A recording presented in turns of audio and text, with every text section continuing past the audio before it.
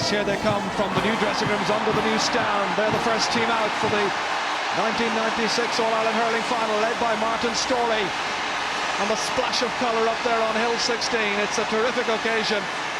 And the cameramen, I think, caught a little bit by surprise, not realising that the team was going to come out from that end. They scampered across quickly then to be in position when the seat was repositioned in the centre of the field there for the photographs that matter so much. Full squad of players have done all the hard training. Going across there as well in the background, I see Billy Byrne. Will he be introduced at some stage or other? Perhaps he will. The Guiney twins there. It's all for one and one for all. And Sean Flood is coming across in the background. You'll see him coming into picture very shortly now. The injured player, there he is, that mop of black hair on his head. The left half back who couldn't quite make it because of injury. But he's there for that famous photograph. It'll be a lot more famous if they win the cup. They really were quite relaxed over there, smiling and chatting and having a bit of fun in the dressing room and out watching that marvellous minor match beforehand as well. As always, Larry O'Gorman chatting away there with them. George O'Connor, Larry Murphy, that's John O'Connor, George's brother. So many brothers in action this afternoon.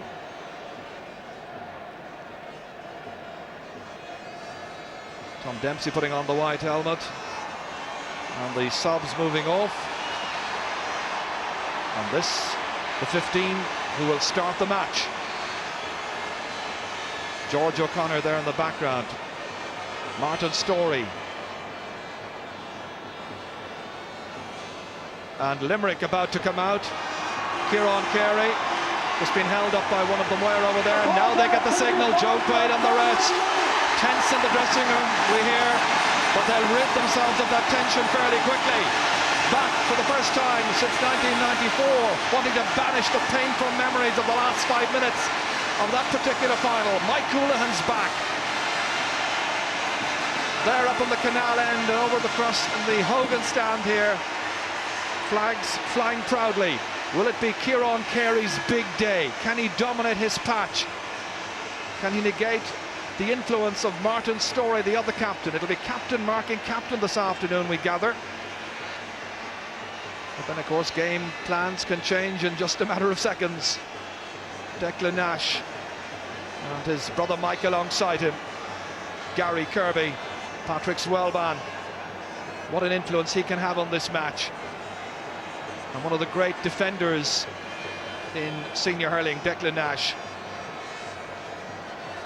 Take a quick check then on the two teams. Wexford filled the vacancy at left half back with Larry O'Gorman moving back with George O'Connor partnering Adrian Fenlon. Elsewhere, Eamon Scallon returns to right corner forward alongside Gary Laffin and Tom Dempsey. Martin Storey goes for glory in his 25th championship match and bids to bring the McCarthy Cup back to Wexford for the first time since 1968. So a check on the opposition. And this is the same Limerick side which started against Antrim in the semi-final. New to the All-Ireland stage are four players: Sean and Owen O'Neill, Mark Foley at wing-back and Barry Foley in the half-forward line. The skipper Kieran Carey bidding to be the first man since Eamon Grimes in 1973 to return the Liam McCarthy Cup to Limerick. Indeed, he's promised it'll be in his native Patrick's Well by 10:30 tomorrow night. Oof. The cameraman tried to get the best possible picture, but it's all a bit chaotic. And that on a weekend when Michael Duxie Walsh of Kilkenny won his 12th successive Girls Sport All-Ireland Senior Softball Singles title at Croke Park here, defeating Walter O'Connor of Meath 21-13 to 21-11. Well, that was last night. This is today, and this is what it's all about, the 109th All-Ireland hurling final, where there's hardly a real favourite. Each county has lost its last three All-Ireland finals. Dave Mahidi there, just instructing the players who are going to start the match to pose for the photograph.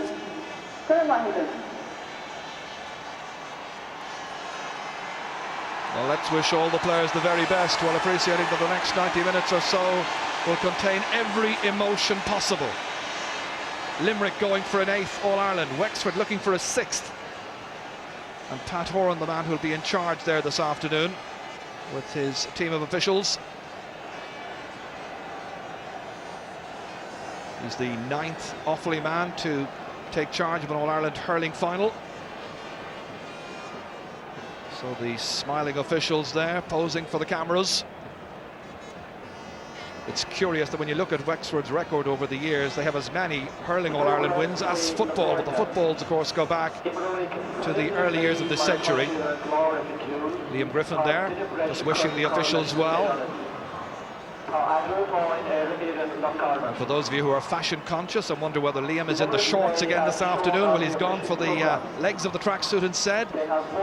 Some of his players were joking that he hadn't the legs for shorts. But it's been that kind of marvellous atmosphere in the Wexford camp this year, matched by Limerick, I know. Well, that'll take a bit of getting off afterwards. Won't matter if they're taking back the cup round about 5 o'clock, however. It's been so long since these counties last met in the All-Ireland final. 1910 the counties first met, with Wexford winning by 7-10 to 6-2. Wexford represented by Castlebridge and captained by Richard Doyle, and Limerick represented by Castleconnell and captained by John Tyler Manley.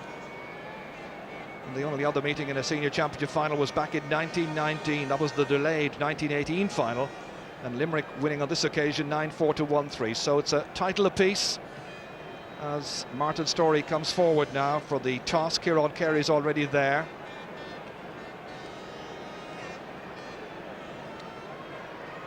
So cool heads required here in the heat of battle.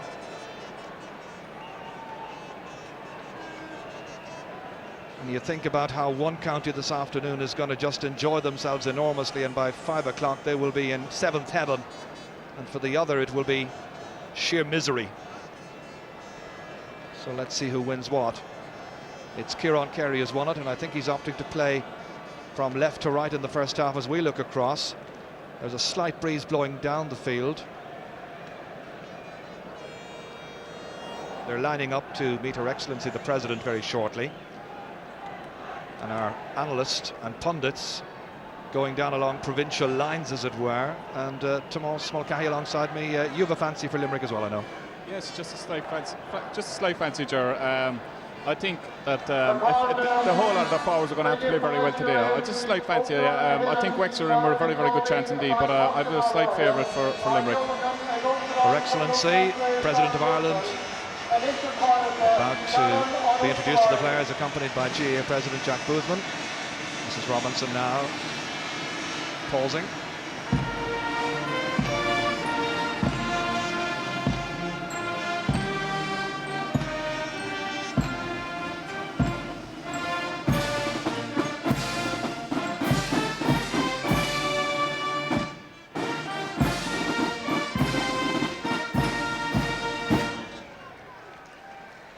So the President moves off to be introduced first of all to Martin Storey, who will introduce his colleagues. By the way, if you are superstitious, the new dressing rooms over are numbered 1 and 2, and the lucky one they tell me so far is number 2, and that's where Wexford are.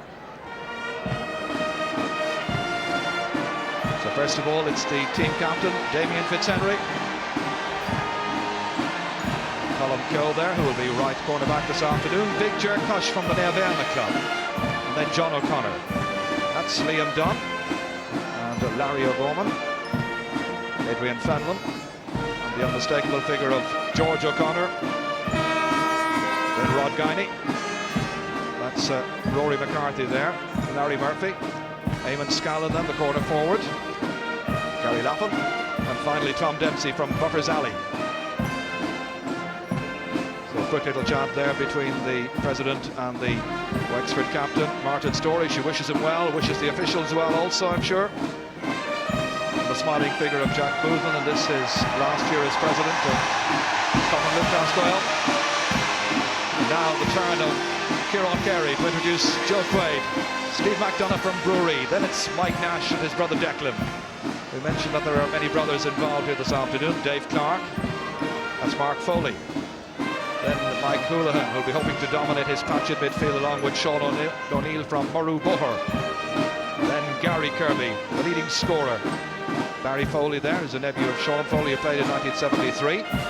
On to TJ Ryan via Damien Quigley. And Owen O'Neill able to play, as you heard earlier on there. He passed a fitness test this morning out of the Lucan Sarsfields ground. So the president moves off. It's an absolutely terrific atmosphere here. Two counties who thirst for glory. And I'm sure the neutrals in the country today are having difficulty making up their minds as to who to go for, because we'd like to see them both win the cup. Yes, Ger, I suppose. I mean, most neutrals, I mean, it's the unfortunate thing that the teams that are in it haven't won it for a long time, and everybody wants to have a winner out of each one of those. But on today, there has to be a winner and there has to be a loser. And that's the unfortunate thing about it. Yes, the highs of glory and the depths of depression when you lose. But right now, the parade and a moment of great personal pride for the respective captains. The Artane boys band, together with the senior band, leading Wexford, who are on the right-hand side here. Martin Storey leading the way, just as Nick O'Donnell led for the Slaney Siders and was the only Wexford player to have captained two All-Ireland winning sides in 1955 against Galway and in 1960 against Tipperary. And the green and white of Limerick flying proudly up there on the canal end. And Kieran Carey leading the side there. The Shannon Siders being led by their number 6. Aware of Limerick's recent poor record in finals, that's in All-Ireland senior finals and club finals, but he follows the footsteps of the great Mick Mackey, who captained Limerick to 2 All-Ireland wins in 1936 and in 1940 against Kilkenny. Limerick's last All-Ireland triumph back in 1973, and of course from Wexford's point of view, their last success was 1968, a long time ago. A wonderful setting. People watching this match in so many parts of the world today. I've been asked to say hello to Jack and Tom Cavan and their friends in Wexford and Dublin. Also asked to say hello and best wishes to Patsy O'Leary and the Irish Centre in Brampton, Toronto. That's from his family in Bunclody in County Wexford, nearer to home.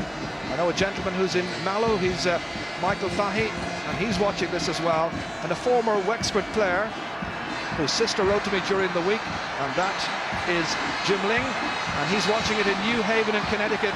And Mary Cullen and all the Cullens and Lings wish you well, hope you enjoy it, wherever you're watching it all over the world today.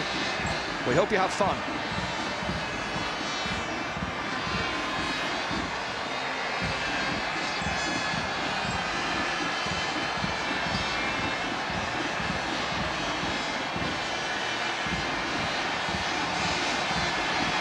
Because of the traffic congestion outside, quite a few of these people on the new stand over there didn't make it in for the start of the minor match, which was a great pity because they missed what was a terrific game. Remember, it is Limerick who won the toss, and they're going to play from left to right in the first half. They'll be playing into the breeze. And we talked about the breeze to Moss a little while back. Do you reckon it has changed at all? No, Ger, I think it's favouring down the Hill 16 slightly, but the battle has begun already. I think Limerick have broken away from the parade, and Wexford are intent to going up the Hill 16 up to their supporters, and this is one that they will cherish. Well, they haven't been here since 1977. You might as well enjoy it. Exactly, yes. They're going to enjoy this one. I think Limerick are very tense. We were talking about this a little while ago. And now, which approach would you prefer to be in if you were a player out there? Would you be one of the people who broke away, tense, anxious to get on with the business, make up for 2 years ago, or just have a good time and relax and enjoy yourself like Wexford? I mean, I'm amazed looking at Wexford, they're so relaxed. I mean, Martin Storey introducing these players, their president was clapping them all on the shoulder, and they look very relaxed. They're smiling. Limerick on the other side, they've been waiting a long time for this. They've been waiting the 2 years to get back here. They've been waiting in the hotel room all morning. This is the moment they want, and now the moment is here for them, and we just have to wait and see how they respond. They look very, very tense. That's remarkable coolness by Martin Storey and by the Wexford players, just to continue marching along. There they are, looking up at their fans on Hill 16, thousands upon thousands. Wexford was terrific to be in over the last week, indeed over the last month or so.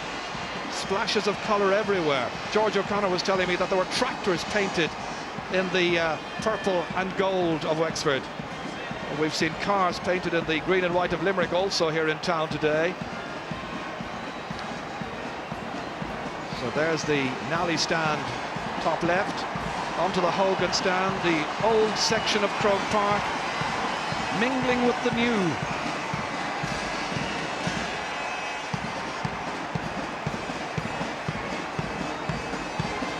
This is one of the great days in Irish sport. Let's hope now the match can live up to that billing as Wexford continue to parade behind the Artane band, and Limerick now for the past 3 minutes have been in their places.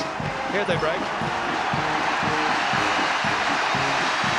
So Wexford have the wind at their backs for the first half.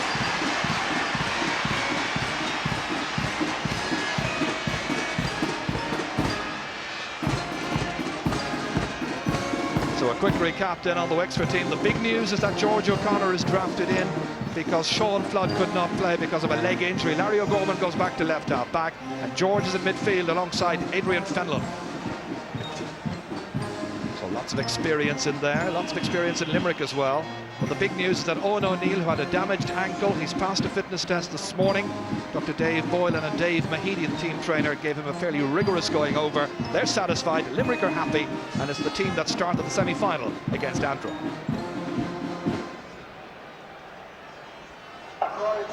Eamon Scallon and Tom Dempsey have switched corners. Now Liam Griffin, a man with a mission, facing the tricolour, the national anthem.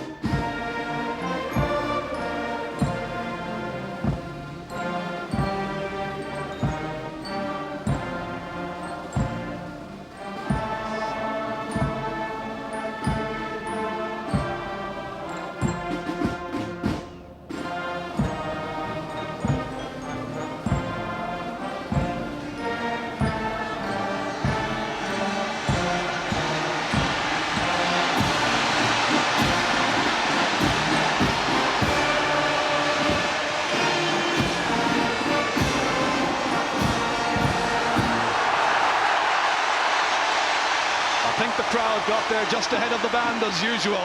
Our All Navean is complete. The players are in the centre of the field waiting for the off.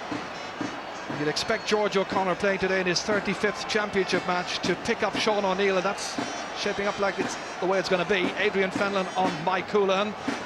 The band move off. It's absolutely packed to the rafters. Over 60,000 are in here in Croke Park for the 109th All-Ireland hurling final. Tom Ryan, patient and pensive as always, hoping to lead his side together with his subs, Bernie Savage and Liam Lenihan, or his selectors rather. Pat Horan gives the signal. The All-Ireland final is underway. Straight away it is Mark Foley, man of the match against Cork in the opening assignment. Just a little indication there for the throwing ball. Sean O'Neill and George O'Connor are going to have a great tussle. Sideline ball to be taken here by Colin Keogh, or is it? And he's going to leave it there for Rod Guiney to come back and hit.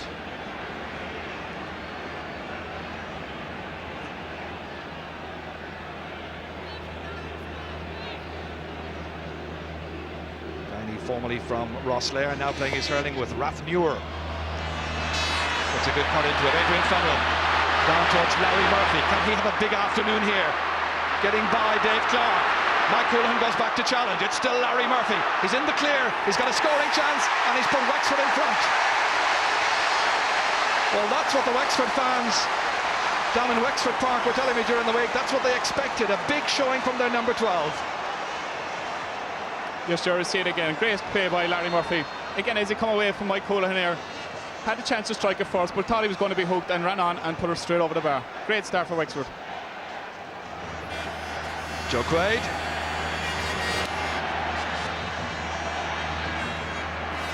Gary Kirby under this one with Liam Dunn, runs on beyond them. Instead it's picked up here by Larry O'Gorman, one of the great half-backs over the last number of years. Blocked down by another fine half-back, Mark Foley. That's a Wexford ball.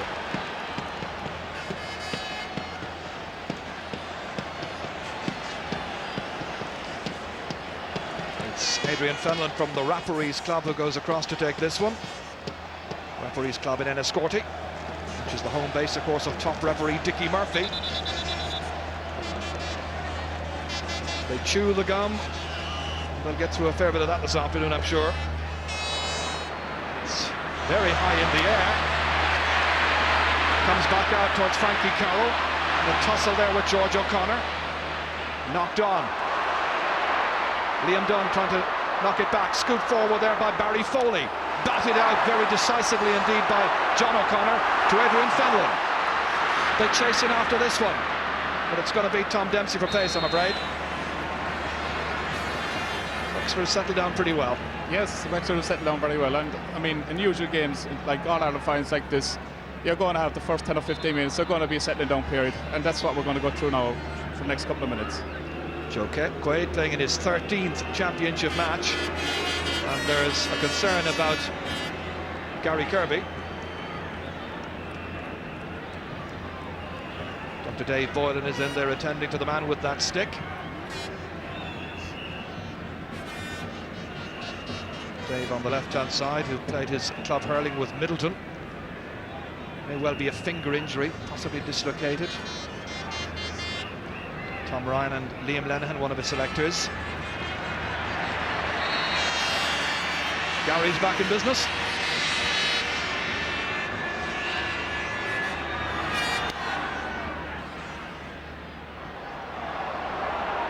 Adrian Fenlon going for it, but it's with Frankie Carroll instead. Still making headway. Stopped by Adrian Fenlon, looking for support, getting it from Mike Houlihan. Decisively inside there. Runs on towards TJ Ryan. Trying to get it up onto a stick, so too is Colm Keogh. Keogh is a very good tackler, not a good clearance after Frankie Carroll. Keogh is the second chance to make the clearance, out by Jerk Cush this time. On the Wexford fullback, completing the clearance. Adrian Fenlon leaving it behind, but he's got support through Larry O'Gorman. Against three Limerick men, one of them is Dave Clark. A huge one in towards Damien Quigley, the other Damien is there followed, Damien Fitzhenry. Long clearance downfield, Kieran Carey goes up there majestically to take that one down with the left hand. Swinging it across here, referee says play on, it's taken by Adrian Fenlon, one of the other midfielders, this time for Wexford. Inside it goes towards Gary Latham. Again it's Kieran Carey. Magnet-like, getting it back onto his stick again. This time switching it towards Barry Foley. Rob Guiney in there alongside him. Guiney has it for Wexford. Again down into the corner. And Gary Latham doing well to keep it in play. Towards Eamon Scallon, who comes out again to Kieran Carey. Again a repelling clearance. Down to Gary Kirby. He hit it on his right-hand side, and Liam Dunn was expecting that, went in to block it down, got in tight on his man. Again the clearance down towards Tom Dempsey's corner. Limerick at 6s and 7s in their full back line just at the moment, and that one has gone wide. Second wide. Tom Dempsey now 31 years of age. Been playing for Wexford at Intercounty Hurling for a fair long time. He was only 11 when he first played at under 14.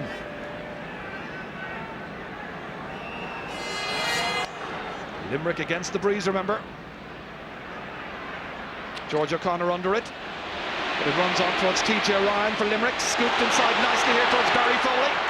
Foley, goal, great hook by Rob Guiney. Still Foley trying to make progress. Out it spills towards Liam Dunn. Trying to get on the right side of TJ Ryan, supported over there by Rory McCarthy. Appeals all around, and it's going to be a line ball for Wexford. Yes, sure, there's twice Wexford now, and the last two attacks, Frankie Carroll had an opportunity before that to put the ball over the bar, and he was hooked by a Wexford player. Again, you see it here, great defensive play. That's a great skill. I mean, a man going through and throws up the ball, and he's hooked from behind. So it'll be Rod Guiney.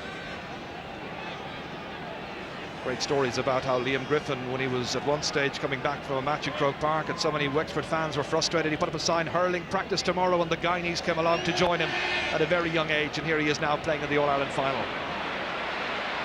Frankie Carroll, good block again, this time by Martin Storey, but it will touch as well by Storey. He's got a bemused look in his face, but the referee says free to Limerick. Glory Storey, as they call him. And that written on his hurley by a colleague from Oulart the Ballach, Liam Dunn. Gary Kirby again, I think, concerned by that hand injury. It's a cut on the hand. Gary so important to this Limerick team. The free is just inside. the 65-metre line. And he wants George O'Connor back the requisite distance. Should be back 20 metres from a free, of course, in hurling.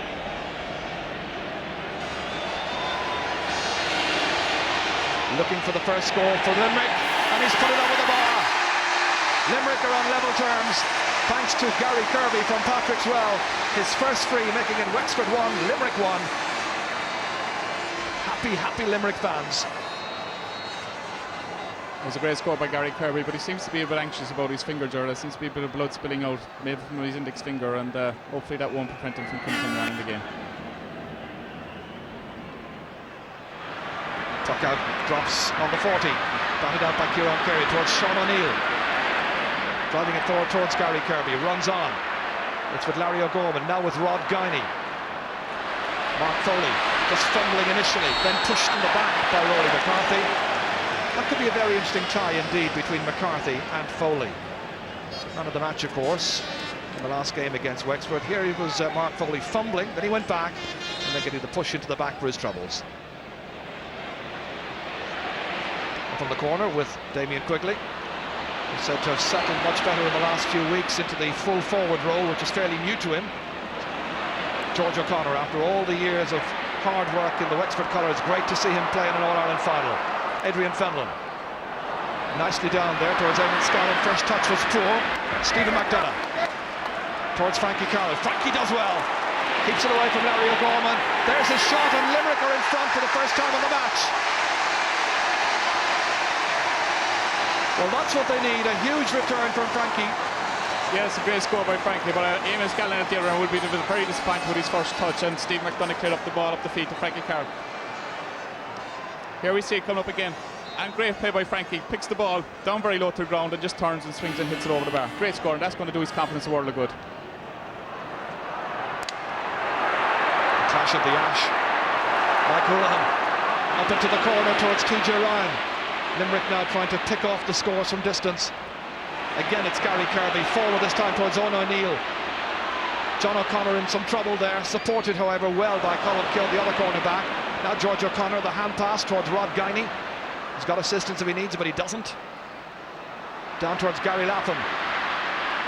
Gary, who's with the army, swinging the stick and putting it to the right.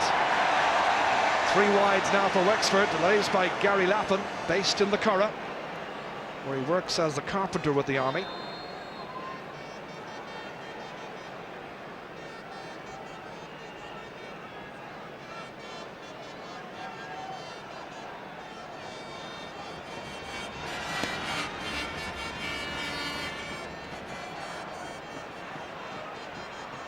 Liam Dunn trying to dominate his particular part of the ground. He was fouled, however, by TJ Ryan. And we've got some early news from the sideline now from our reporter, who is Marty Morrissey. Thank you, Gerard. Just to tell you that Martin Storey has caught the eye of Liam Griffin. Martin is complaining about studs. He needs a change of studs because he keeps slipping on the pitch. Also tell you about Gary Kirby. There's concern over his hand in the Limerick bench. Well, there was concern there in the Limerick defensive area as Joe Quaid was called on to make the save. That's batted down there by Adrian Fenlon, and it'll be a Limerick ball. Yes, some running repairs to be carried out pretty soon, I'm sure, on Gary's finger and on Martin's studs. That's Mike Houlihan. Huge one, dropping it right in. Jerkosh taking it down, doing well. Cross towards Rory McCarthy. Fast in there, however, is Mark Foley. Settling down well, Foley. Trying to get away from Rory McCarthy. Getting in his shot, but always going to the left of the post.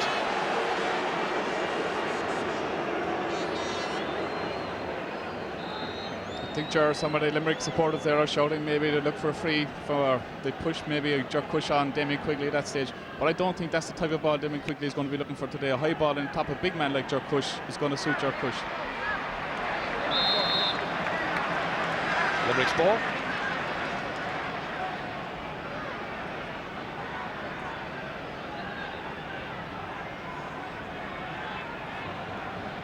Once again, Mike Houlihan going back to take this one. Played here in the All-Ireland Club final against Sarsfields for his native Kilmallock, of course, disappointed that day, disappointed in 94, looking for a third time lucky as Barry Foley rather gets in here, a colleague at Patrick's Well, and he makes it 3 points to 1. Very much new to the scene, Barry in just his 5th championship match.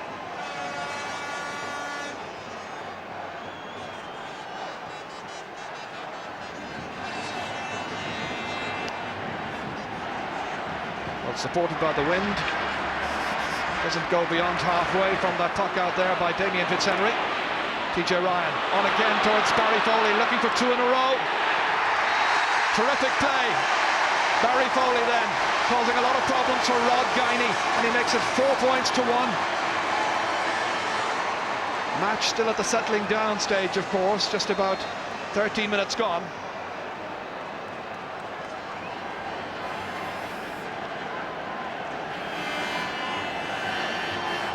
You know, Limerick will be delighted that players like Barry Foley and Frankie Carroll are off with the scores already. Everybody in the half-forward line has scored so far. Martin Storey trying to nurse that one down well towards Adrian Fenlon. Drops in to the waiting arms of Joe Quaid. And now a chance for Limerick to launch a counter-offensive. Rod Guiney again in some trouble over there. And here comes TJ Ryan. The hand pass forward there towards Damien quickly, a promising situation here. He's got support inside, didn't need it, took his point from an acute angle. Well, Wexford may have got the first point, but that's the only one they've got so far. Limerick have come back with a vengeance. This is the latest one here, and they had a man over, and they also had Owen O'Neill waiting there, claiming that he could have probably put it in the net if he got that ball, but didn't do so. Yes, sure, maybe if Damien had caught that ball first time, he would have had a goal chance, but again, a great start by Limerick. Mike Houlihan under it, so too Stephen McDonough. Little deflection there from Eamon Scallon, I thought, but it's going to be a Wexford ball in any case. I think, Jerry, as you said there, the encouraging thing from Limerick is that 4 of the forwards have now scored, and they're not too dependent on Gary Kirby at this point.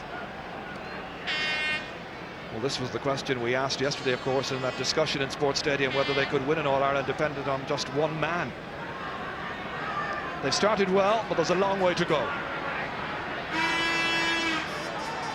Here's Adrian Fenlon. Deep one inside there to cause problems. And again, Joe Quaid didn't even take it into his hands that time. It was Tom Dempsey who was in trying to apply finish.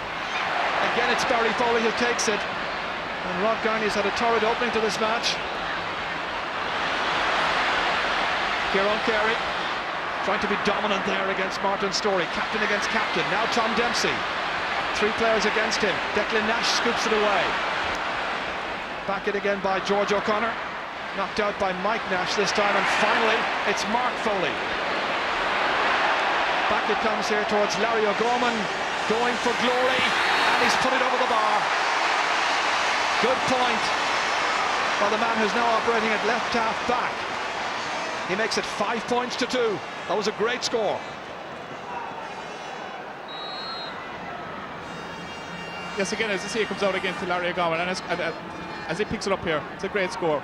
But again, a great defensive play by Limerick, I mean, to clear the ball. Wexford had a lot of possession up there, and they'd be disappointed it ended up in a score that wasn't cleared further on down the field. Well, it's shaping up like it'll be quite an open game, as Gerlach Mann was pointing out earlier on.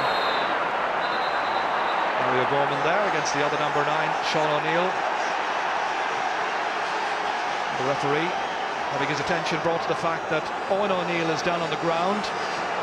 John O'Connor also looks like he's been in the wars, and the umpire over there has noted what happened, and he's calling the referee across.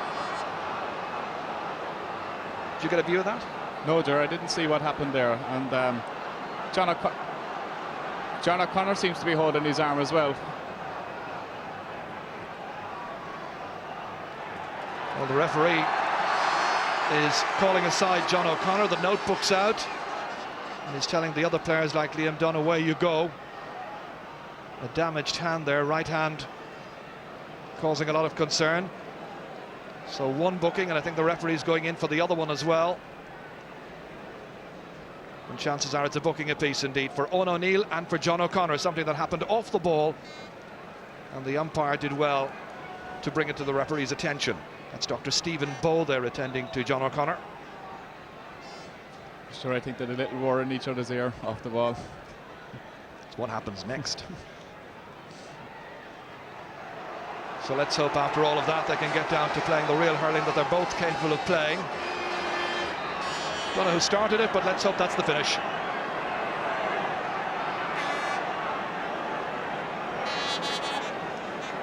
In the middle of the field, the referee is also booking Mike Houlihan. I think the referee just laying down a marker saying, no nonsense, get on with the game. So 3 players have been warned.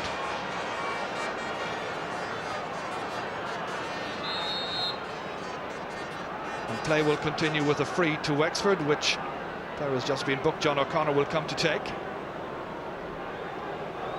You said, George, it's important that the referee stamps this out of the game now or at another stage. A lot of jeering in his ears. That's the 65-metre line. John giving it everything. A huge one, accurately put between the posts and over. A great free by John O'Connor from a huge distance out, and it's 5 points to 3. He'll be a great deal happier now, I think. And on the walkie-talkie there, we've got one of his selectors, who is Rory Kinsella, along with Seamus Barron there. Joe Quaid pucks out. George O'Connor goes across to try and deny Sean O'Neill. And the linesman signalling that it's going to be a Wexford ball.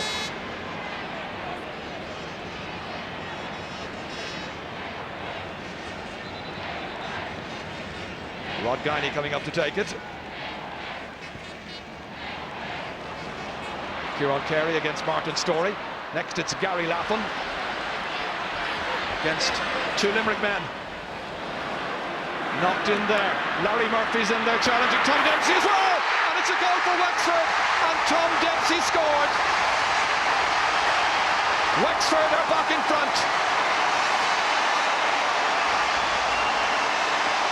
19 and a half minutes gone in the first half, and Tom Dempsey gets his 2nd goal in the championship.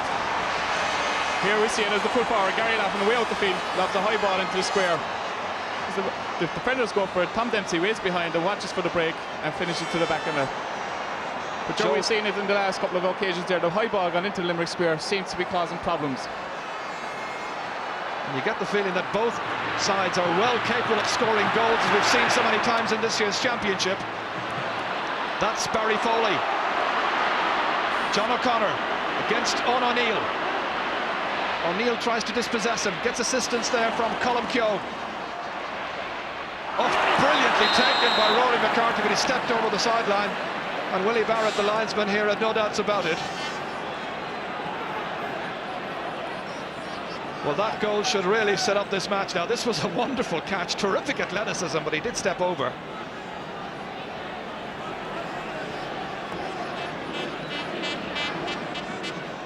So the Tipperary official then pointing out to Limerick's Mike Houlihan where the sideline cut's to be taken from. Limerick trying to draw level here then, after nearly 21 minutes play. Wonderfully cut inside, great save by Damien Fitzhenry. Dropped, hitting it away to the centre of the field. Kieran Carey wins the race. Here he comes again. Remember the point he got against Clare. Will they ever forget it? He's got another one here. Level for the 2nd time. Kieran Carey's first point. It's a good recovery by Limerick after that goal by Tom Dempsey. It's a great score by Kieran Carey, and I'm sure Limerick supporters will be loving to see him coming forward like that. Dave Clark gets it the 2nd time. Good supply of ball inside towards Eoin O'Neill. But this time it's Liam Dunn who's back. Towards Adrian Fenlon, over his head. Clark was coming again. Larry Murphy trying to hold him off. Stalemate in the centre of the field. Kicked forward there by Mike Houlihan. John O'Connor, quick off the blocks to George O'Connor, his brother. Next, Larry O'Gorman. It's anybody's match. Towards Martin Storey. Storey clearly got away from Sean O'Neill, succeeding, putting in the shot and putting it over the bar, and Wexford are back in front again. It's terrific. Storey's first point. And I'm sure Martin has said to him, if Kieran Keary can do it, why can't I? Martin Storey in his 25th championship match.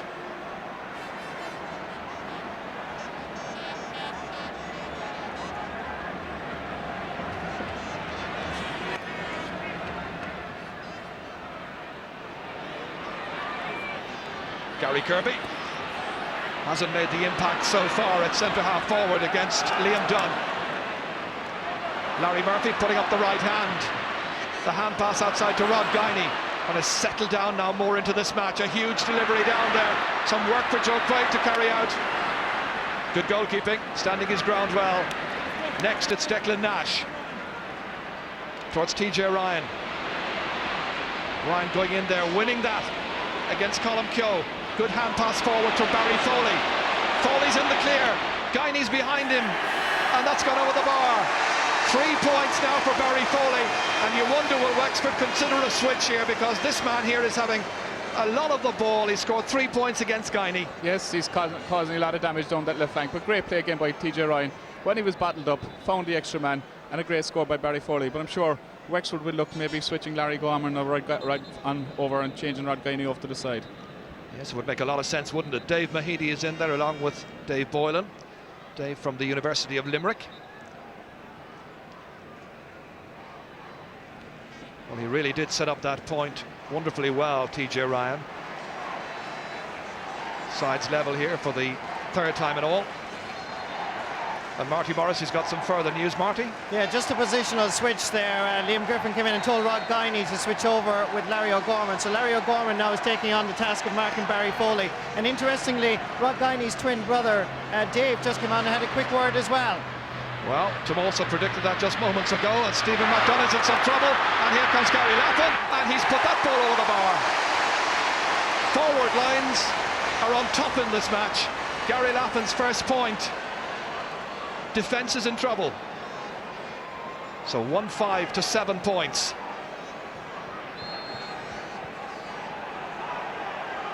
And the linesman on this near side here is waving his flag quite furiously, trying to get the referee's attention. He hasn't succeeded in doing so, and play continues.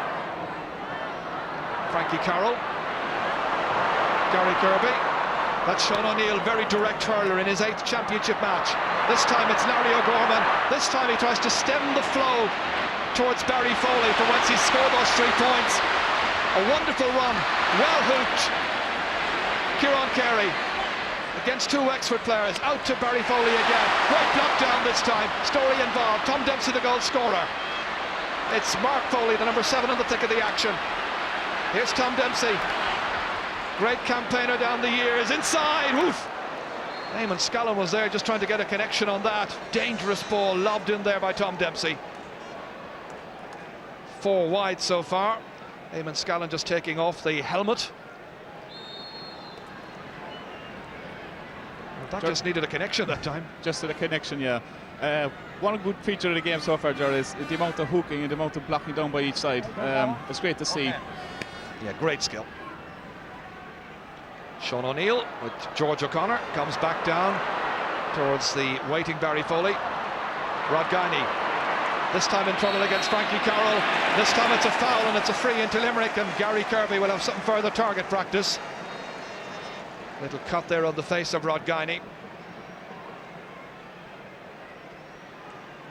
This is what happened here again, as Frankie was trying to advance, stopped, and you can see just how annoyed with himself Rod Guiney was.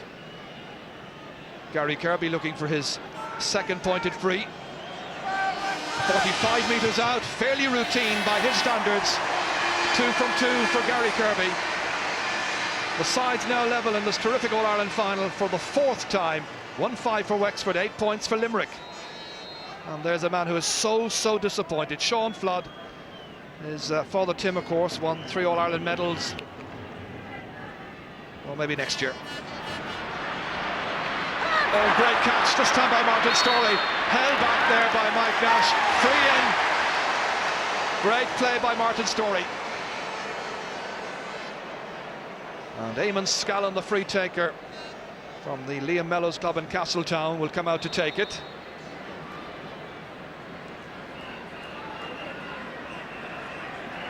Gary Laffin waiting inside with Mike Nash. Well, Eamon Scallon must have been mighty relieved to have been included on Tuesday night last, having been subbed against Galway after 17 or 18 minutes. This time he does what he's there for, making the score from the free and contributing handsomely as well in other departments. Yes, during off camera there, Limerick Griffin was using the time to have a chat with Rod Guiney, and I'm sure he was saying to him, look, Rod, you've done it already in the games previous to this. You've had a brilliant campaign up to date. Just to relax a little bit more on the ball. He seems very, very anxious. Joe Quaid to puck it out. Just about 7 minutes to go to half-time. Batted down there by George O'Connor towards the waiting Rory McCarthy, who hasn't scored so far. Great play by Kieran Carey. Up it goes towards Mark Foley, towards his namesake Barry. The Patrick Swell man is on his way again. What a performance! 4 points for young Barry Foley.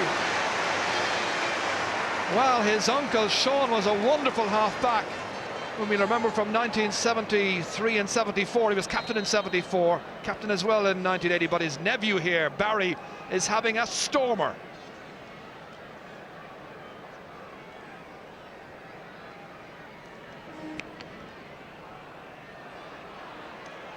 Adrian Fenlon. Beyond Dave Clark, on to Eamon Scallon, in towards Martin Storey. Lovely pick up here, given an advantage by Pat Horan, from which he takes his second point. Well, he's shown that given the right kind of ball, he's capable of turning Kieran Carey. Here again, I see ground ball across again. Martin Storey picks it up. He gets away from Kieran Carey. Probably is looking for a free maybe first time, but gets away with it, and a great strike over the bar. Well, I think the referee acknowledged it was a foul, but said play on. Good advantage. Good advantage by the referee. On by Mike Houlihan. Owen O'Neill, the next one into challenge, but very decisive play there by John O'Connor. Well, Larry Murphy's lost the stick. On to George O'Connor. Wonderful play. This is Kieran Carey. Such an enjoyable All-Ireland final. It is the hurling final, isn't it? Two Wexford players playing a bit of football with that. This is Jerkosh. Well, those who predicted that he might be in trouble, far from it.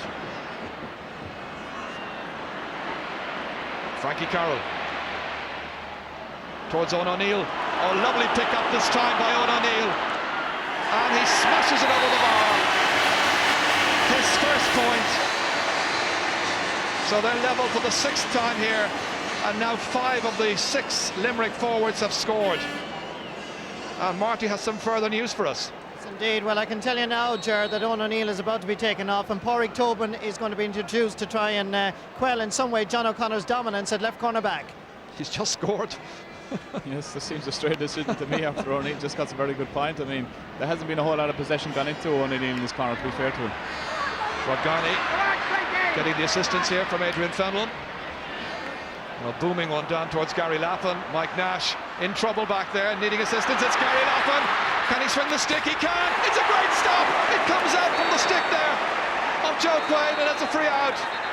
Wow, a point blank range shot. It should have been the second goal of the game. Getting a bit heated. Jeremy, see this, so the ball comes in again. A high ball again. This caused problems inside the defence.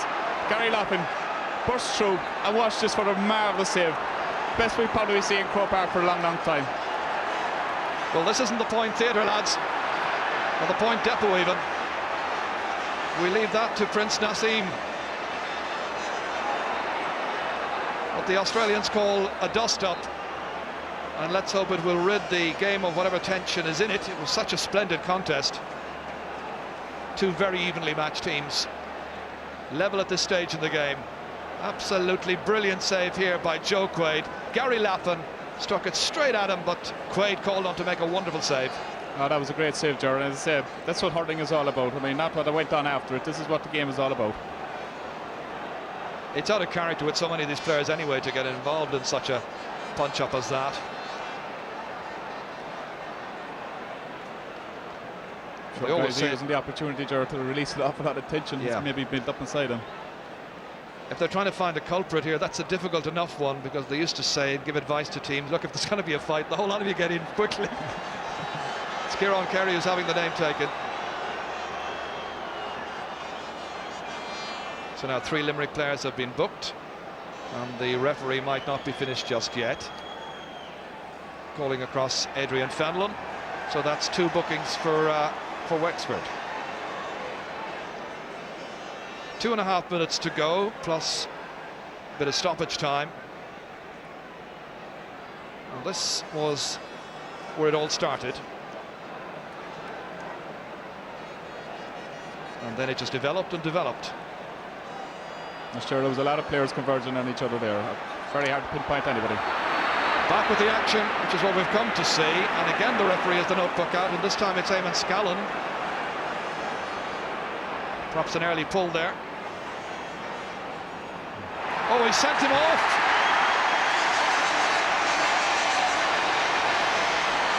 Yes, sir. I was just about to say, all it takes is a guy to lose his head at this situation now, and the referee is going to make a name for himself. He's going to maybe send somebody off, and it just happens. Eamon Scallon has been sent off in the 33rd minute of this final. We've had so much drama here. Let's have another look at this again. This is where the throw-in came. Ball, yes.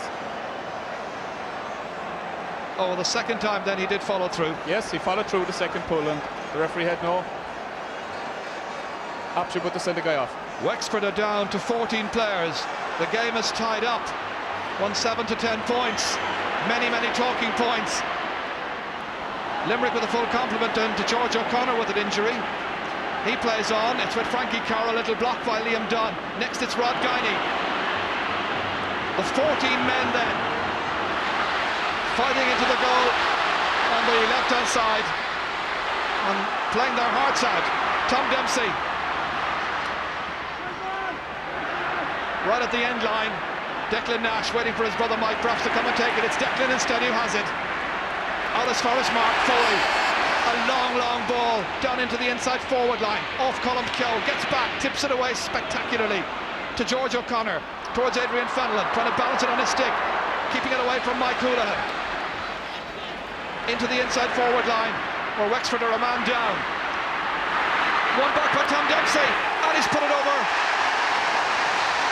Well, that's the kind of response that Wexford have wanted at the loss of their man. They've gone back in front. Tom Dempsey with a goal and a point to his credit.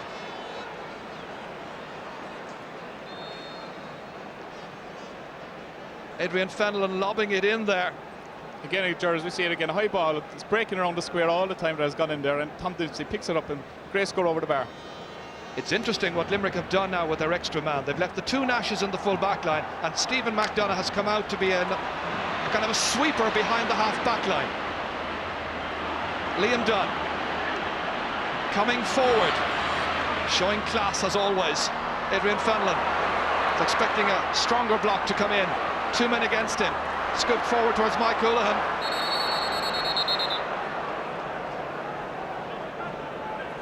Well, it can be difficult to play with 14 men, obviously, but it can also be so difficult to play when you've got the full complement against 14. TJ Ryan, he's off target. Just Limerick's second wide, but they trail by a point. Just turning in the last couple of minutes have happened all so fast that when we had to talk of Owen O'Neill being replaced, he's still on the field, and you have Eamon Scallon being sent off. In fact, Owen O'Neill has now gone to full forward in a switch with Damien Quigley, and their markers have followed them. In injury time, in this dramatic first half, Kieran Carey. Barry Foley commits the foul. Certainly, I think packed Croke Park has enjoyed every second of this. I don't know where he is, but I do know that the Irish manager, soccer manager Mick McCarthy, is here with Ian Evans, his assistant. He just wanted to be here to show Ian Evans what hurling is all about and what a terrific game it is. It'll be John O'Connor who'll take this. Steve McDonagh, the spare man with nobody to mark, is on the goal line along with Joe Quaid. He hit one huge free accurately over earlier on. Here's another one. Not the same result, however. Calling back Larry O'Gorman to go back to half-back line. Larry was picking up his man, who of course continues to be Owen O'Neill. I'm sure Wexford will be happy to get in out half-time and settle down themselves after Amos Callan's been sent off. Wexford with 18 scoring chances, Limerick with 14. There's the half-time whistle. It's been a very good first half, lots of memorable scores. Barry Foley has helped himself to 4 points from wing forward for Limerick. Tom Dempsey got the only goal after 19.5 minutes of the first half. There was a late point by him as well to edge his side into the lead at half-time. Wexford, of course, down 14 players. Eamon Scallon having been sent off. Half-time position, it's Wexford 1-8, Limerick 10 points. And here's Marty. Liam Lenihan, Limerick selector. Your thoughts at half-time now? Oh, it's just as we expected, Marty. Very, very tight, very close. And the second half is going to be the same, very tight. You now have numerical advantage for the whole second half. Is that going to change your plans? Well, obviously we'll have to study that very closely at half-time. And we'll obviously have a man loose, so where we'll play him now, we'll talk about that at half-time. Do you think the referee was right to send off a player? Well, I have a policy, Marty, of never commenting on a referee's decision, because it's a difficult job. And they're there and they see the action and they saw exactly what happened. You're still going to win? Oh yes, we're going to win. Thank you, Liam Lenihan. Yes, we're just wondering how indeed Limerick will use their numerical advantage. And it seems to me Dave Clark is now becoming the free man. I think that's a very good move to put Steve McDonough onto somebody. He's been put onto Larry Murphy. Second half underway then. And straight away it's Gary Lappin trying to stretch the lead, but not succeeding in doing so.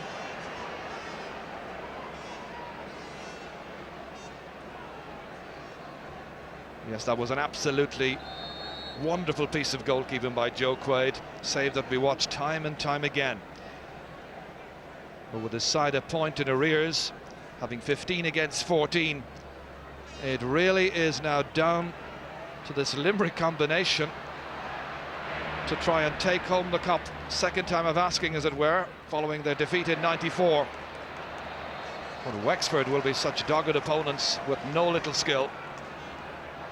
Yes, Gerard, and I suppose people will be saying with Limerick with the numerical advantage at this stage that they must be favourites for the second half, but I'm sure Wexford are not going to lie down too easily, and their full forward line are causing particular problems for the Limerick full back line. I'm sure if they get more ball in there, they're going to do a lot of damage. Here's the spare man who drops it down, however, Dave Clark. As far as Martin's story, 2 points in the first half, dropping into the waiting arms there of Joe Quaid. Bit of a cardinal error not to take your chance like that, as it gives Limerick the chance now to launch a counter-attack. Good stop here by Larry O'Gorman. Good ball inside towards Tom Dempsey, who continues to play at top of the right. Rory McCarthy going in there, now Gary Lappin, and he's put it wide. A couple of chances falling to Wexford in the opening minute of the second half.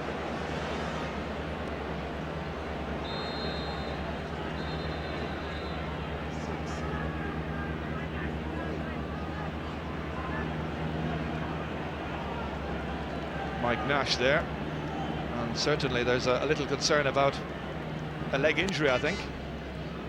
Not moving particularly freely. Batted down by Liam Dunn. I think Limerick will be hoping to get a bit more out of Gary Kirby during the second half. He was certainly off colour during the opening 35 minutes. That's George O'Connor back there, foraging. Jerkush popping up here at right corner back. Inside, Gary Lappin, well away from Mike Nash, scoring chance, and well topped over the bar. Second point for Gary Lappin from Glen Barntown. He must be really pleased with the way his charges have responded this afternoon.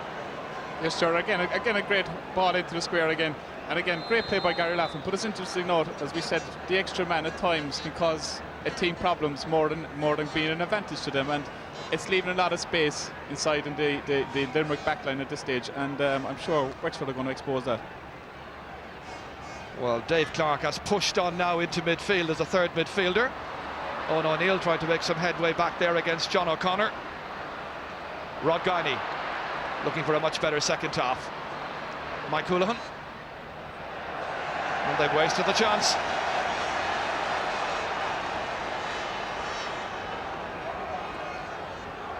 Doesn't look terribly pleased at this stage.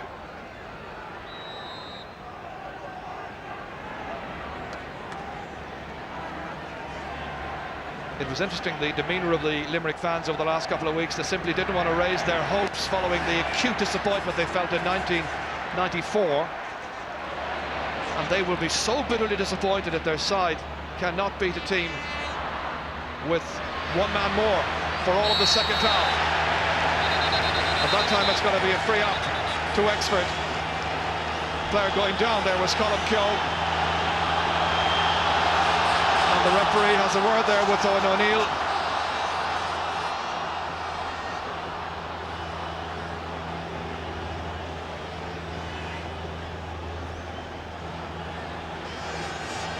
So Liam Griffin in there having words with the referee. And likewise Rory Kinsella alongside Stephen Bowe. Tom Ryan having a word with his selectors there, who are Bernie Savage and Liam Lenihan. This is what happened again. Here again, he picks up the ball and tries to get his way out. Blocked. His pad is blocked, and the referee has no option but to give a free out. But he was heading across towards Owen O'Neill, whom he regarded as the guilty party. O'Neill is now at full forward while the leg is strapped up. Colm Keogh playing in his 7th championship match. Plays for the quaintly named halfway house in Bunclody, which is near Carlow. Recognised in this game as a great tackler. It's the Wexford fans who are cheering.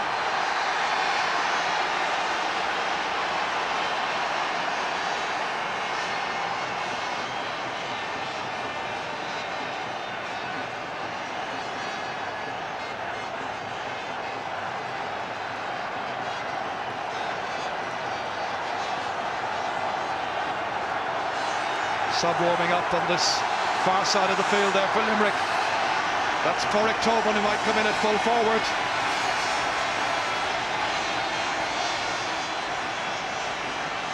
John O'Connor, I think, while all that was happening, was there geeing up the Wexford fans up on Hill 16, trying to get them right behind the 14 men. Just 6 minutes now into the second half. Damien Fitzhenry taking the free. A huge one towards Larry Murphy, being marked by Stephen McDonagh. Scooped inside towards Adrian Fenlon. And the linesman having no doubts. A Wexford ball.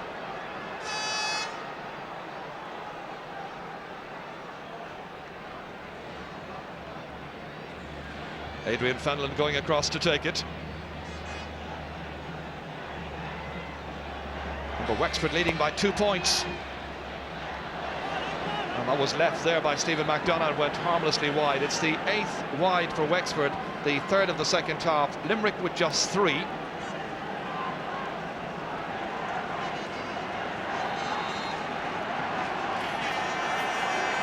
game has dipped in intensity. The packed new stand on the right as Joe Quaid was pucking it out. Down through the centre to the hero of the first half, Barry Foley, with 4 points. Towards Frankie Carroll, who got 1. Well dispossessed by Rod Guiney. Playing the kind of match we expect from Guiney now in the second half. Larry Murphy was fouled by Steve McDonagh. There's a free up to Wexford. Larry, who got the first point in this All-Ireland final. Dave Clark, the free man, not having anybody to mark, so he's switching between midfield and the half-back line.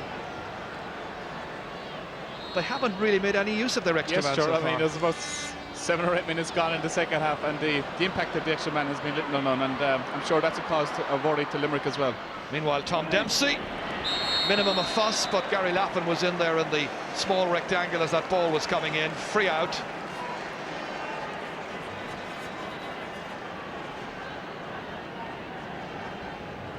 Tom Dempsey once again dropping that one in. And you can quite clearly see that Lappin was well and truly in the what they call the small square. Dave Clark has gone across for treatment across to the far side. You'd often wonder when a team goes down like that, should they perhaps throw in an extra forward? Yes, I mean, and let the backs back their own man and let a forward go in and create the extra man above front, because at times when you push a man forward, there can be a lot of punching around midfield and it ties up the game. But too many steps taken by Frankie Carroll. Free to Wexford. Pádraig Tobin all this while continues to prepare on the far side.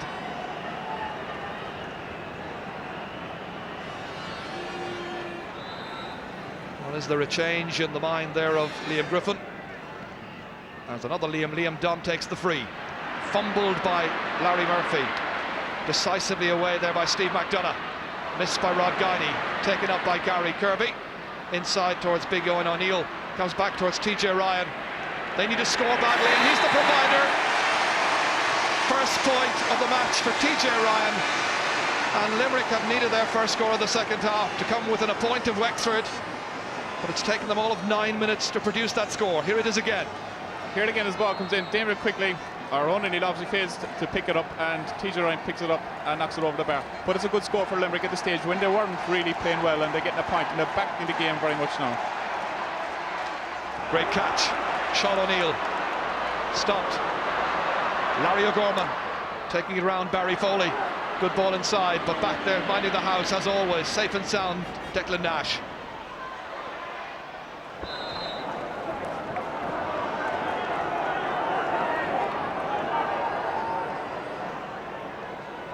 Little conference on the far side by the Wexford selectors. Sideline ball. You just wonder as well how much of an effect that sending off had on both teams. I mean, an All-Ireland fine to see a man sent off is not something. Yeah, it's an awful pity. An awful thing, yeah. Larry O'Gorman hit the sideline ball in front of an attendance of 65,849. Referee reminded the other players that they have to be back 13 metres from a sideline cut. George O'Connor and Sean O'Neill ready to get in after this. Hit in by Larry O'Gorman. Kieran Carey fast in there to try and take it away, but he's stumbling. Martin Storey trying to make something of it. Good support played by the Limerick men. On to Dave Clark. Through the centre. Liam Dunn. Won by Gary Kirby. Back it comes towards Colin Keogh. You'd almost think that Wexford had the extra man, the way they're playing. That's nicely inside towards Larry Murphy. He swings this thing, a great save! A fantastic save! Gary Lappin. Limerick not out of the woods just yet. And that's gone over the bar. Two tremendous saves in this match by Joe Quaid, who's always capable of the most amazing of stops. This was so spectacular. Jeez, that's tremendous stop by Joe Quaid again. From inside the goal. What about this for athleticism? He is a wonderful shot stopper. And he very much keeps Limerick in the hunt for glory here. George O'Connor. Gary Lappin winning the race there with Mike Nash. Lappin bearing it on goal. Wexford by 2 points, remember. Rory McCarthy, who hasn't scored so far. He's been kept quiet by the excellent Mark Foley. Out by Declan Nash. Sean O'Neill leaves it behind there. It's Rory McCarthy, who's a student, of course, in the University of Limerick. Here he is against Limerick in this All-Ireland final, and he's won the free in. He was being held back. It's a free from 20 metres. And a chance for Wexford to put 4 points between the teams. This was a good run. Yes, it was a great run again by Rory McCarthy. You can see the chop by Declan Nash across him, and the referee again has no alternative for the water free in. But I mean, great play by Gary Laffin, the full forward. He's having a tremendous game, and he's been inspiration for Wexford. Well, there's the familiar figure of Billy Byrne there preparing on the far side, and Paul Finn also alongside him. They were the men who were involved in the second goal, and it seems like we're going to have a change. Pádraig Tobin, meanwhile, has come in. And going off, Owen O'Neill.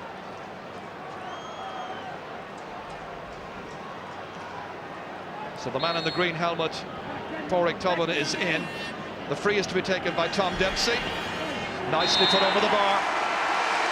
He's taken over the free-taking duties from Eamon Scallon, who was sent off 2 minutes before half-time.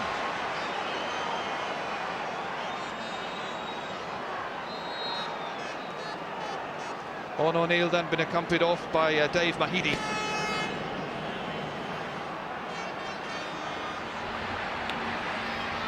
So now the questions once again are being asked of Limerick here.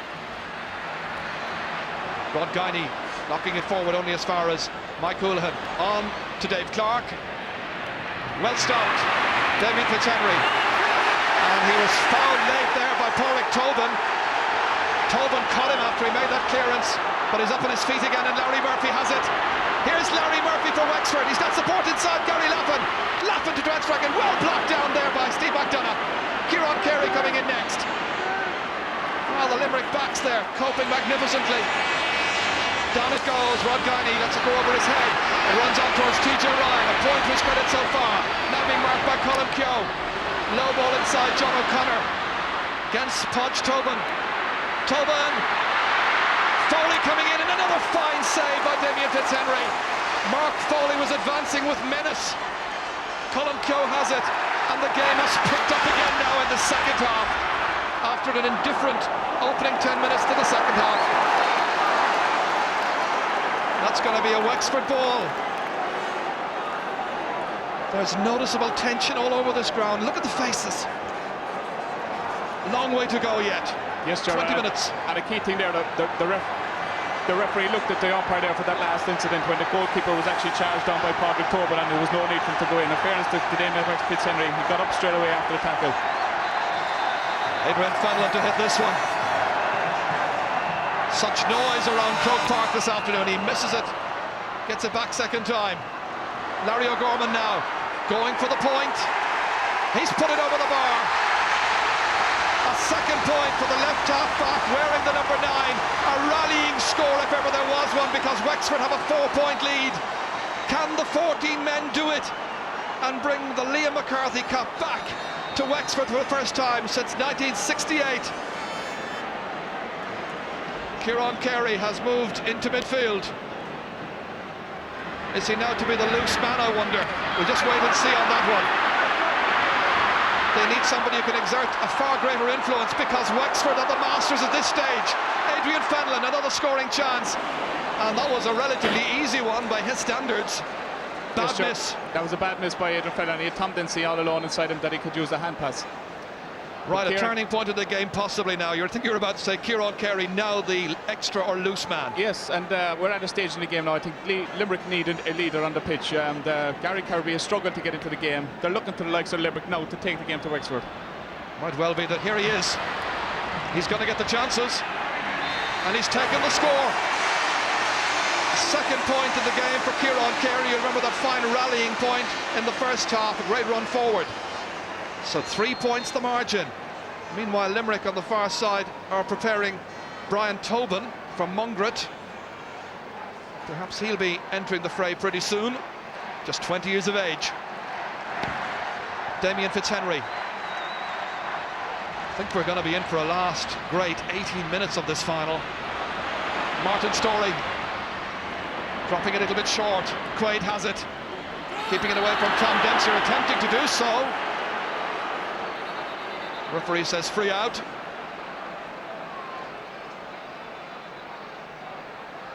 Well, it was dropped short there from that shot by Martin Storey, and that's where Tom Dempsey caught the goalkeeper.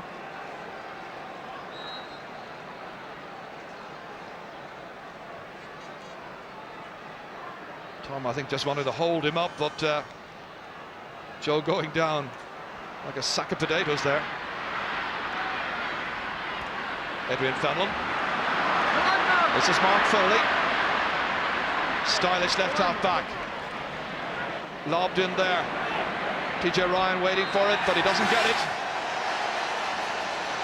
Well, that's so frustrating for an inside forward when the shots like that go over your head and there's absolutely nothing you can do about it. Two goalkeepers are having a great say in the outcome of this match.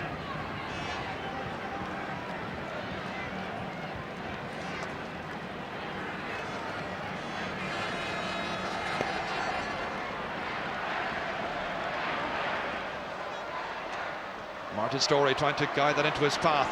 Instead it's taken by Declan Nash. Colin Keogh. Next it's Damien Quigley. Score of 2-3 here, of course, 2 years ago against Offaly. Quigley with just 1 point so far. Rod Guiney playing tenaciously in the second half, but it's Frankie Carroll who advances.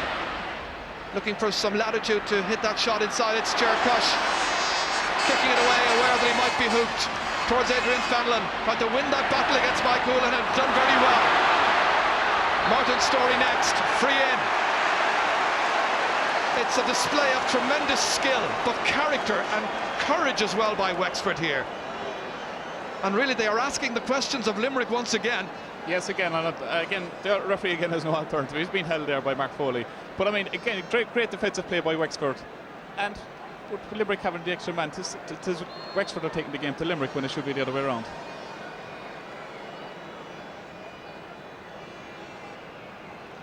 Well, Limerick have a fresh player into the fray as we anticipated, and that is Brian Tobin from Mungret.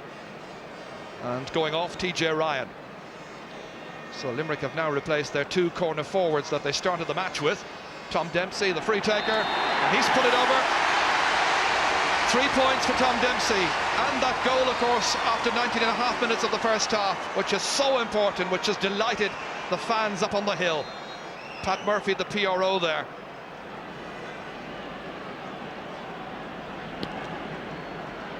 Martin Storey has gone back to mark Kieran Carey, who was the loose man. Wexford doing their homework very well, summing up the situation with great accuracy. Inside, and that was touched on the ground there by Barry Foley.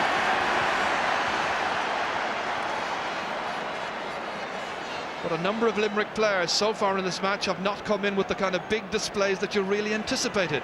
Yes, Gerard, if you had said before the game that Gary Carberry was going to be very, very quiet today, nobody would have believed you. Of course, Clare last year expected Jamesy O'Connor to be their match winner. Exactly, yeah. Maybe the hand injury sustained in the first half really is giving them trouble. Possible. Damien Fitzhenry hitting this free.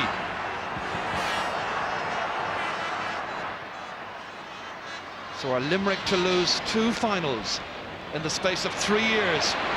There's still a quarter of an hour to go. Gary Lappin, Mike Nash, Tom Dempsey taking it up next. Good block down there. It's a partial block by Declan Nash just to avert the danger momentarily. And then it was Dave Clark. He was tripped on his way out by Martin Storey. He doesn't exactly agree with the decision. Free to Limerick nonetheless. Mike Houlihan the taker. A huge one downfield. Wind assisted, in it goes. Here's a chance, missed by Gary. And the referee's whistle has sounded in any case. Just as Brian Tobin was in there thinking that he might be the hero of the day. I'd like to see that again replayed, or what the free was for. Maybe it was infringement in the square. Here it is again. There was nobody inside in the small rectangle. Missed by Gary Kirby there. Unknown reason for me why the free was given. It's a bit puzzling, isn't it? Damien Fitzhenry will take the free. On towards Martin Storey. Trying to get around Mark Foley. They've hit a couple of poor wides now in the last 3 or 4 minutes play. But the 14 men are having to make up for the numerical disadvantage by working extra hard.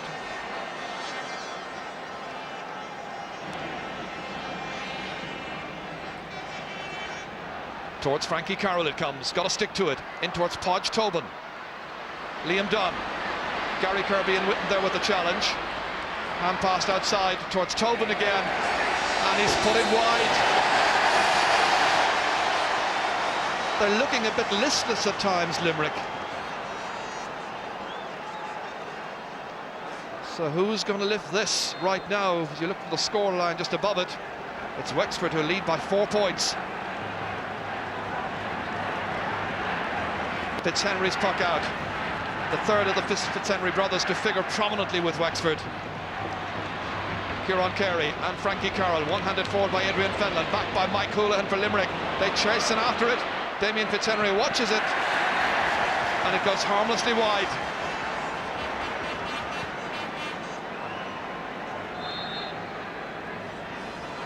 And Ger Cush there in need of attention.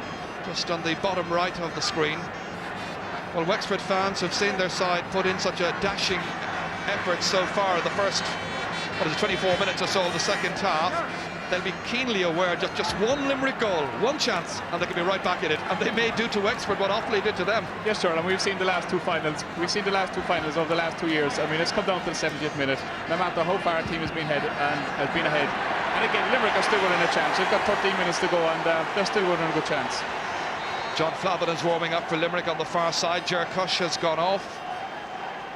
He's now back on again. So Fitzhenry pucks out. 11 minutes to go. Back to Gary Kirby. A huge one by Gary Kirby, but always going to the left. He hasn't been on his match this afternoon. But there's still time.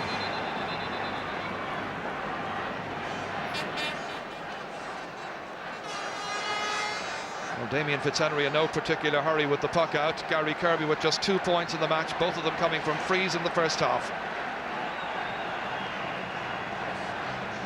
Suffering from a finger injury, no doubt about that.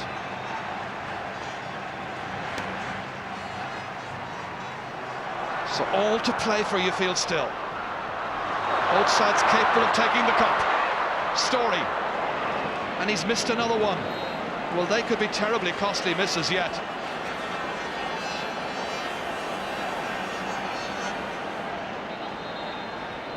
Joe Quaid has Mark Foley totally unmarked on the left-hand side of the field here. He's suddenly kind of become the loose man, as Wexford have thrown players back in numbers, really, trying to get back behind the ball, anticipating what's going to happen.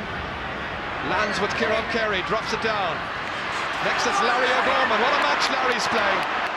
Score of 2 points so far. Fouled by Damien Quigley. Or is it going to be Liam Griffin and his team's day? It has seemed like that, but we know how quickly matches such as this can change. Yes, sir. The one more thing though from Limerick is the way they're playing at the moment, the way they're wasting possession. They don't seem to be taking the fight to Limerick at this stage, and they really need to be up in the play now. They need a bit of inspiration over there. Liam Dunn. In it goes. Tom Dempsey will be hoping to kill off the Limerick challenge completely with possibly another goal. Mike Houlihan advancing.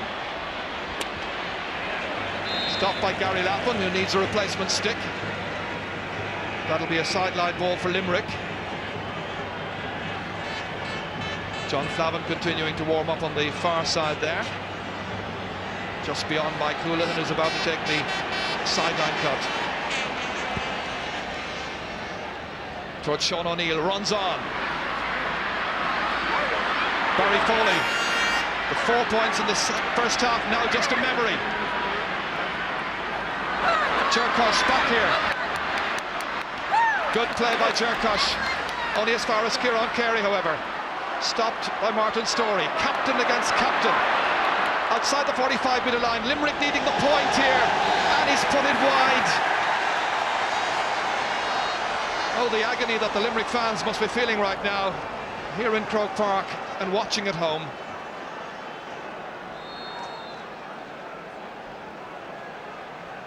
I think I know who she feels. Rory McCarthy, good ball inside, stopped here by Mike Nash. Jerkush again under it. What a tremendous catch. Operating at right corner back towards George O'Connor, enjoying himself now in his first ever All-Ireland final. Adrian Fenlon, it's stopped by Steve McDonough towards Gary Kirby, and again the referee's whistle sounds. This time it's Gary Kirby who's indicted. The foul on Liam Dunn, free to Wexford. If you're looking at options now for Limerick, maybe it might be better off putting Gary Kirby to full forward and bringing out maybe Damien Quigley out to just add a bit of life to their half-hour line, because they're very, very dead around the middle of the field at a half-hour to the stage. This is what happened here, and Turlock Herbert has just come on, the Ahan man. Here he comes. And Barry Foley, scorer of 4 points in the first half, has been replaced. He was the hero up to half-time. That's Limerick's third change. Larry Murphy fumbles. Steve McDonough has it. They'll now feel they need a bit of a miracle. It's still possible. Good play there by John O'Connor. Sean O'Neill straight on a waiting Wexford man who is Larry O'Gorman, who's having a tremendous All-Ireland final. Mike Nash. Kieran Carey on his left-hand side. Down it goes towards Gary Kirby, who's moved in, and there are Wexford players there to try and stop them. Damien Quigley inside, and the referee's whistle has sounded. Well, I think they had momentarily switched Gary Kirby in that time to follow that in, along with Podge Tobin. And Wexford with a couple of wounded heroes in there, John O'Connor one of them. Here's what happened. Yes, sure, but it was a more sensible ball again by Kieran Carey, though. I mean, in the first 5 or 10 minutes there gone by, he's opted to hit balls wide from long range. This time he put a ball in around the square, and it caused a little bit of danger. If he can do that over the next couple of minutes, who knows what's going to happen. Two players injured, Liam Dunn and John O'Connor. Billy Burns come in. That could be a very good move indeed. Larry Murphy's been replaced. This is an experienced campaigner. He'll relish the prospect of the last 5 minutes of this All-Ireland final.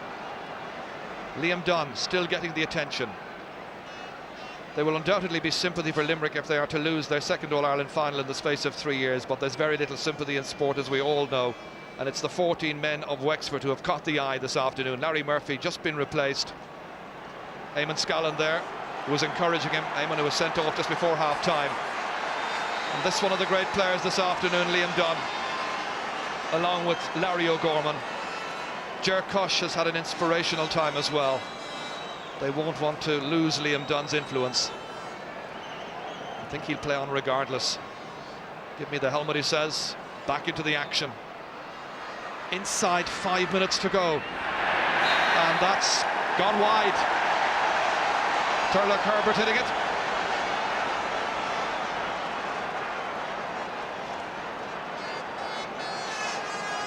Wexford looking close to that 6th All-Ireland win. The scoreline has been stuck on 113 to 12 points for quite some time.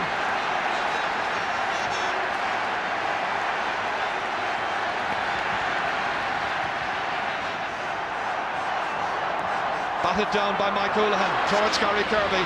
Liam Dunn there. Now Rod Guiney. Rod leaves it behind. Assistance and support from Adrian Fenlon next. He's another one of the heroes. Frankie Carlson, give me the ball back, and Fenlon goes after him. Just a little bit heated. Liam Griffin then calling out the instructions to his backline. Quickly taken to the waiting Dave Clark. And that to put just a goal between the teams. Clark's first point. 113 to 13 points. They'll be still thinking of 2 years ago, hoping now to inflict that kind of defeat on the side that's been the better team in this match. No doubt about that. The men from Wexford. Damien Fitzhenry pucking out into the half-forward line. Missed by Edwin Fenlon. Steve McDonough back to Dave Clark. Limerick in after this one. Turlock Herbert. That's Colm Keogh. Good play by the terrier-like cornerback. He kicks it forward when it's a real backs-to-the-wall exercise for Wexford. It's as heroic a performance as we've seen from any team, but just 14 men. Christy Todd with the glasses in there, who was secretary of Offaly 2 years ago.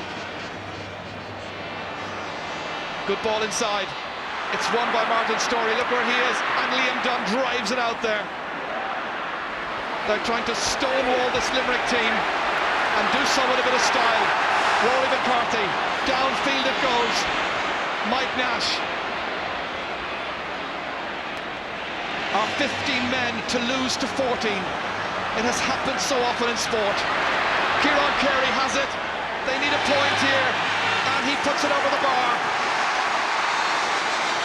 There's still about 2 minutes to go. Carey's third point. Are we in for another dramatic finale? Wexford trying to make a switch or two. Mr. I'm sure Wexford will be anxious to slow the game down as much as possible now and try and run out time as quickly as possible. And the player has just come in, I think it's Paul Finn. Rod Guiney's gone off. Finn has gone to left half forward, being marked by Mike Houlihan. Possession now of the essence. One here by Declan Nash for Limerick. Limerick 2 points behind. Dave Clark hammering that one downfield. Turlock Herbert trying to bat it into somebody's path. Taken back by John O'Connor. One back here well. Colm Keogh leaves it to Padraig Tobin. Trying to get it across the field here and succeeding in doing so. Limerick looking for something, and that ball just won't run for Brian Tobin, and instead it is Liam Dunn. A wonderful stylish centre half back. All eyes, full of concentration. He really is inspiring the rest of them. Tremendous leadership by the man from Ullart the Ballach. But how about this for Kieran Carey? Well chipped away there by Martin Storey. What an All-Ireland final finale. Up towards Billy Byrne. Away by Mike Nash. Missed momentarily there by Paul Finn. Stephen McDonough has it. The man from Brewery. Unable to set up anything. Adrian Fenlon again. Good ball forward. Tom Dempsey's after it. Challenged over there by Declan Nash. Well, it's been about heart and commitment in the second half. Wexford were up against it. Now Limerick are responding. But is it too late? We're in injury time. Limerick looking for a goal, perhaps. Brian Tobin. Liam Dunn on his knees. There's Colm Keogh as well there. Padraig Tobin trying to take the ball inside. Instead, again, it is Colm Keogh. And the man from halfway house in Bunclody delighting the Taoiseach and the patron of the GAA with a stirring display is Liam Griffin, about to lead his side into a first All-Ireland victory I think for so many years. He's running onto the field himself to the referee to say that they want to make a change. The referee saying, off you get. We're not holding this match up. Wexford have the free. And I'm sure, Ger, if Wexford to win this match, Eamon Scannon's blow won't look so bad after all. Absolutely. But full credit as Wexford now make a late change, and going on is Paul Codd, one of their under-21s who had been injured. He'll be part of the under-21 All-Ireland final team next Sunday against Galway, of course. Gary Lappin's got off. So plenty of changes. This is where the substitute Paul Codd has it. Billy Byrne chasing. Steve McDonough trying to get the ball downfield, but it's so difficult. Look at the tenacity of the Wexford players. They just really haven't allowed Limerick to settle, and that was a late challenge there on Kieran Carey. It's going to be a free downfield.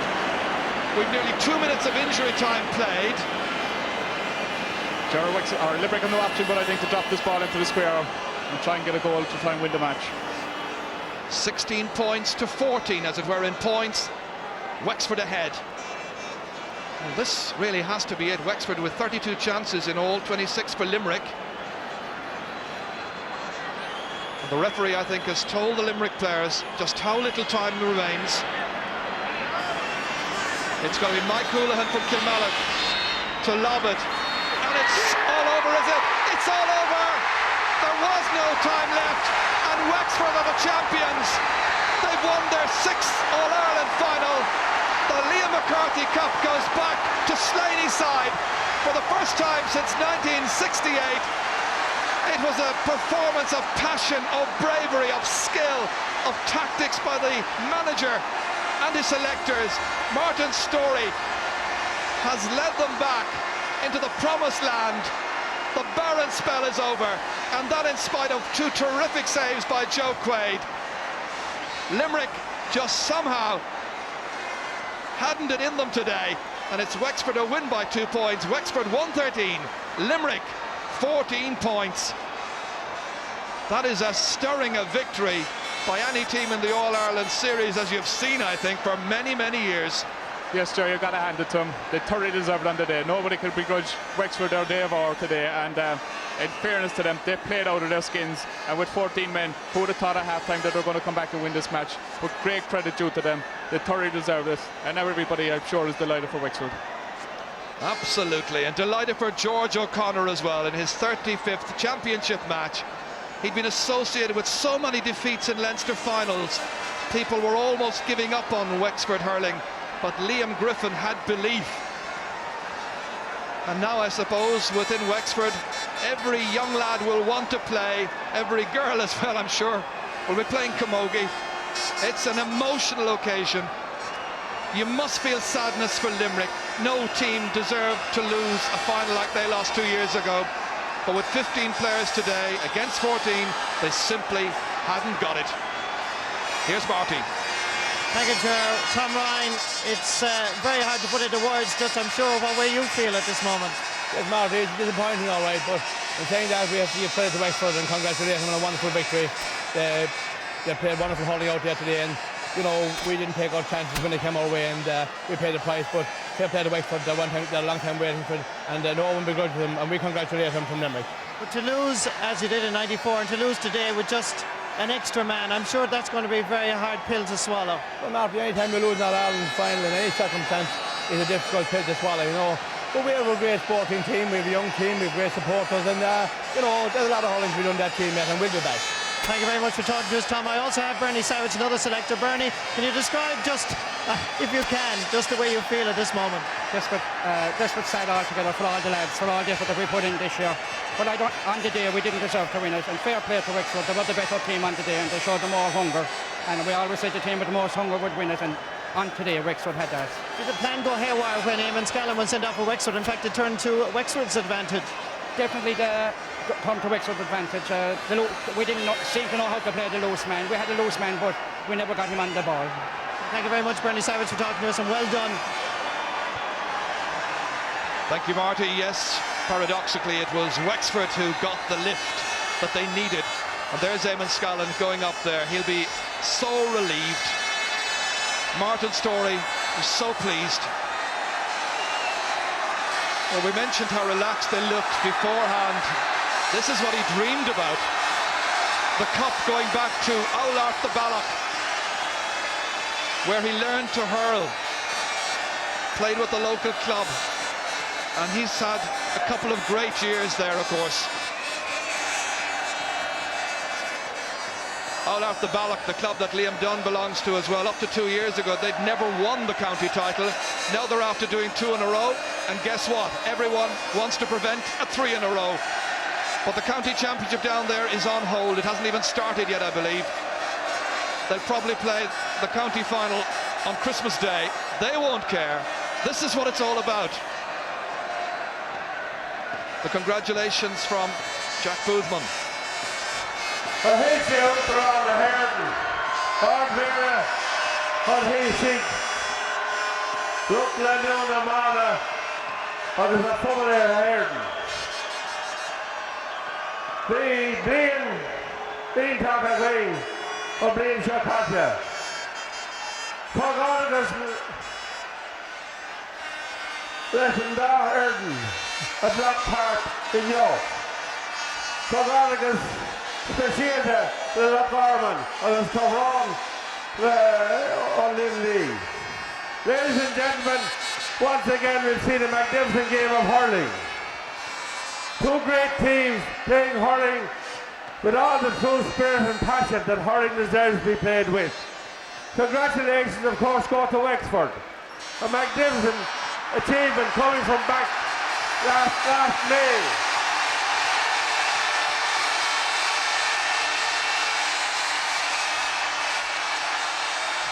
Starting last May in Leinster and achieving the almost impossible feat of taking home the Liam McCarthy Cup to Wexford. Don't forget, it takes two teams to make a great game, and our condolences go to Limerick today to hurl their hearts out on the day they just were not strong enough to defeat the passion of the Wexford team. I want to thank Guinness Ireland for their excellent sponsorship of these championships.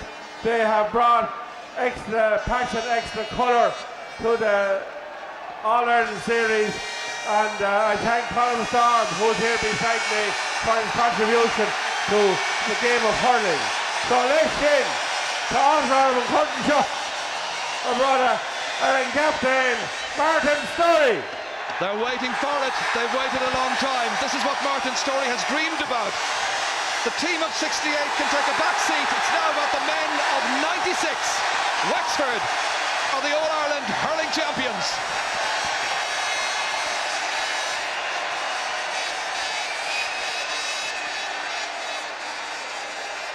It's been a wonderful championship, the Guinness Hurling Championship, and Wexford emerged victorious.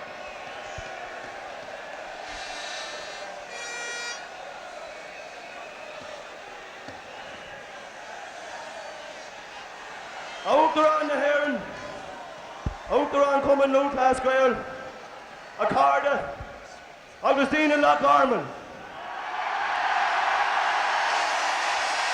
Tafira Huzarim, and Cornshaw had Lacha, and Hun Fernavani of the Lochorman, August our Hun Winter Lochorman.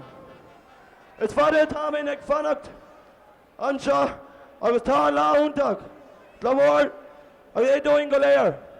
August Beg, Crack a Gwing, and Shackton Shakoing, August on me Shakoing.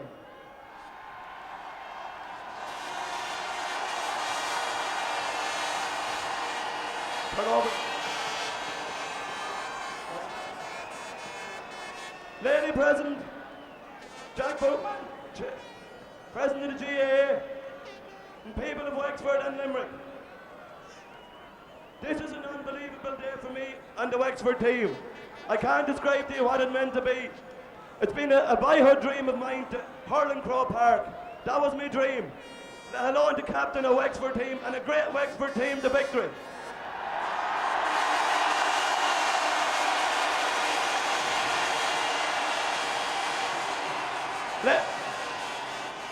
Ladies and gentlemen, we've been described as the bridesmaids of hurling. Well, today we got married.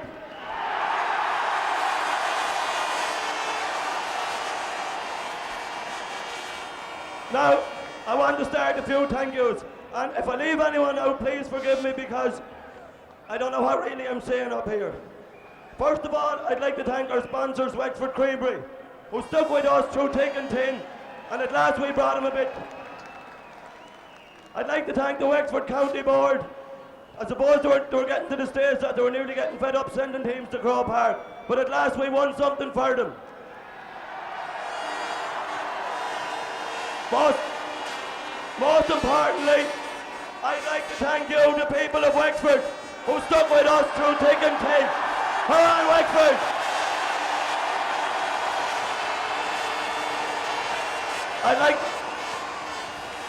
I'd like to thank our doctor, Dr. Stephen Bowe.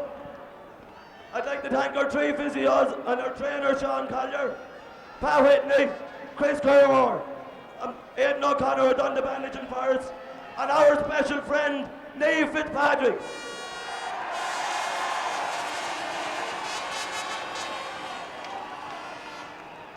Now, I would like to thank Rory Kinsley and Seamus Barron for the work that they have done for us, and they have done an unbelievable amount of work for us for the last 2 years.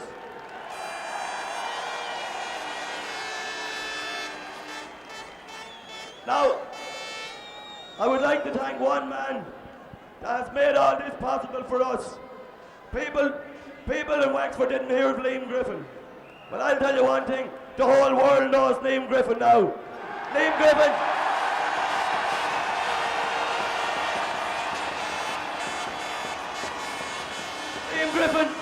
Liam Griffin denies this next thing, but Liam Griffin really is the Messiah. Even though he says he's not, he's our Messiah. He led us to victory. Now, I would like to thank Limerick. Limerick gave us a very tough and a sporting match and a hard match and a physical match. And I would like you to give 3 cheers at me for Limerick. Hip hip! Hip hip! Hip hip! Lock Garman a boom!